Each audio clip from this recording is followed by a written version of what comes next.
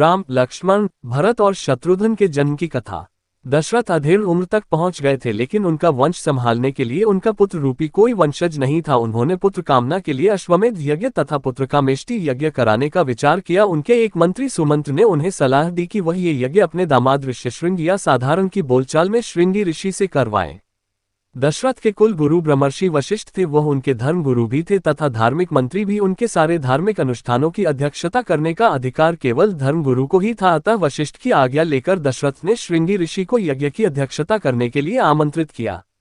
श्रृंगी ऋषि ने दोनों यज्ञ भली भांति पूर्ण करवाए तथा पुत्र कामेष्टि यज्ञ के दौरान यज्ञ वेदी से एक अलौकिक यज्ञ पुरुष या प्रजापत्य पुरुष उत्पन्न हुआ तथा दशरथ को स्वर्णपात्र में नैवेद्य का प्रसाद प्रदान करके ये कहा कि अपनी पत्नियों को ये प्रसाद खिलाकर वह पुत्र प्राप्ति कर सकते हैं। दशरथ इस बात से अति प्रसन्न हुए और उन्होंने अपनी पट्टरानी कौशल्या को उस प्रसाद का आधा भाग खिला दिया।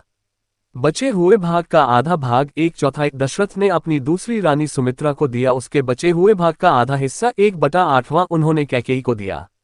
कुछ सोचकर उन्होंने बचा हुआ 8वां भाग भी सुमित्रा को दे दिया। सुमित्रा ने पहला भाग भी यह जानकर नहीं खाया था कि जब तक राजा दशरथ कैकेयी को उसका हिस्सा नहीं दे देते तब तक वह अपना हिस्सा नहीं खाएगी।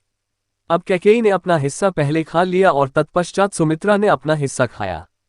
इसी कारण राम कौशल्या से, भरत कैकेयी से तथा लक्ष्मण व शत्रुघ्न सुमित्रा से का जन्म हुआ।